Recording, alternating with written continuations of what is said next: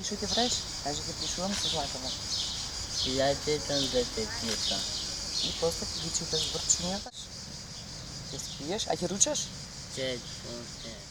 Вакво е секојдневието на Сузана Стојановска, невработена самохрана мајка на дете со Даунов синдром и згрижувач на дете со посебни потреби и попречен вид. Според неа вниманието, љубовта, спортските и културните активности се само мал дел од секојдневните потреби на овие деца, на кои родителот треба да им ги овозможи. Вели дека тешко се снаоѓа, посебно околу финансиите.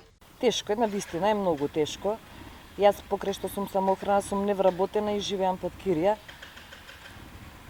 Како се снаоѓам? Се снаоѓам некако, не знам ни јас самата. Треба многу институционални решенија да се направат во тој поглед. Не земам јас ни за гарантирана минимална помош, затоа што минатата година нели морам да се снаоѓам, се вклучува во некои проекти, некои ситни хонорарчиња имав, ради тие нели некои мали приходи не можам да остварам таа за гарантирана минимална помош. Според Стојановска, посебниот додаток кој го зема родителот на дете со Даунов синдром е премалку за да може да се задоволат сите потреби. Вели дека е потребно системско решение со цел да се олесни секојдневието на децата и нивните родители. Апсолутно не е доволно. Значи не може. Јас за никога земам посебен додаток како самохран родител 7500 денари. Што со 7500 денари? Отежната е и комуникацијата, посебно кога детето сака да се изјасни. Знаковниот јазик го користат за да создадат олеснителни околности.